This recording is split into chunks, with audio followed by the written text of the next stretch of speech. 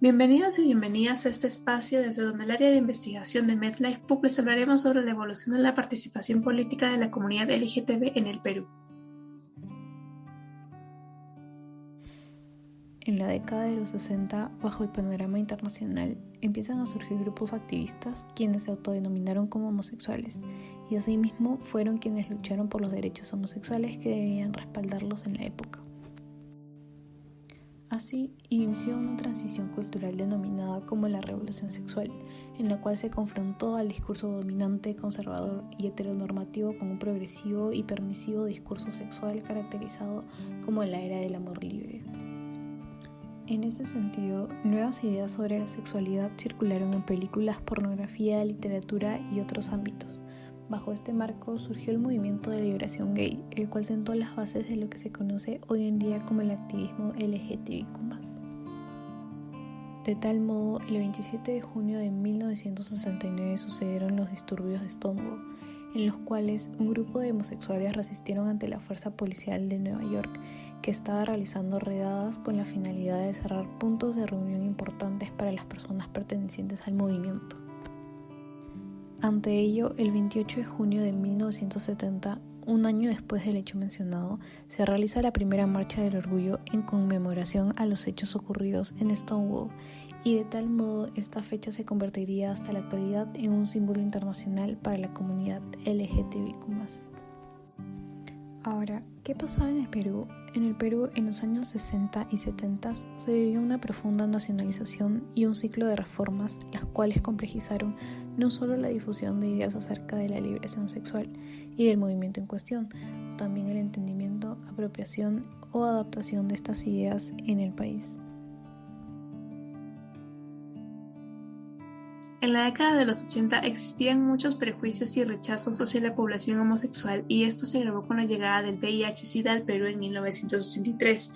Es en este contexto en el cual el movimiento homosexual de Lima busca replantear sus prioridades y se agregó el tema de la lucha por una mejora de atención y tratamiento de la comunidad homosexual en los servicios de salud para el tratamiento del VIH-Sida a la agenda del movimiento. El conflicto armado interno fue otro factor que afectó la movilización de los activistas, quienes temían ser confundidos con senderistas.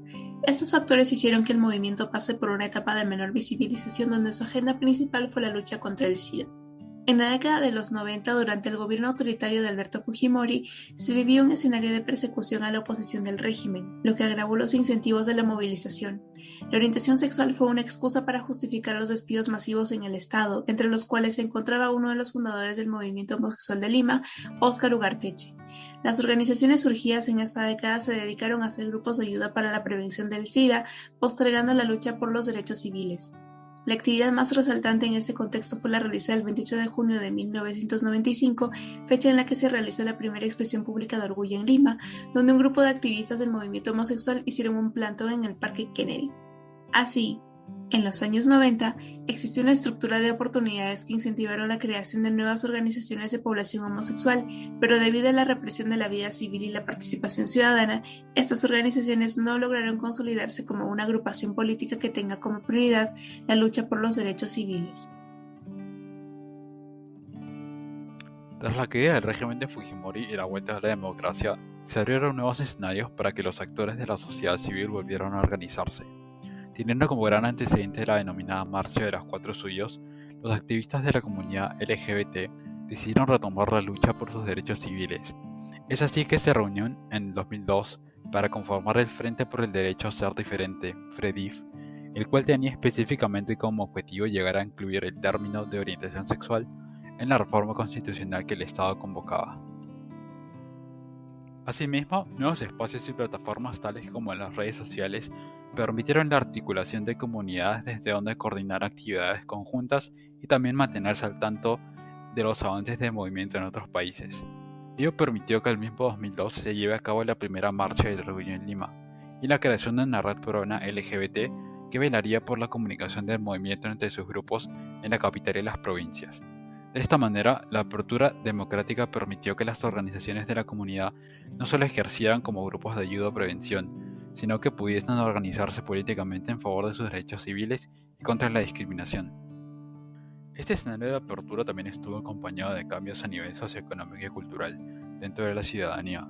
Entre los más importantes fue la expansión y acceso de la educación superior. Ello fue de suma importancia debido a que en algunos casos fueron espacios donde poco a poco se podían acceder a discursos de aceptación sobre el género y sexualidad. Este contexto de mayor apertura de jóvenes a esferas de formación más igualitarias permitiría que nuevos actores creen y participen de grupos universitarios de activistas. Es por ello que a partir del siglo XXI la participación y movilización de la juventud en el movimiento se volvió más que crucial, tanto a nivel político como cultural. Como vemos en nuestro país, la comunidad LGBT tuvo que afrontar duros procesos en los cuales factores políticos y sociales confluyeron para reprimir la movilización por sus derechos. Por ello, en el mes del orgullo debemos recordar lo importante que es reclamar por espacios desde donde luchar por una sociedad más libre y justa.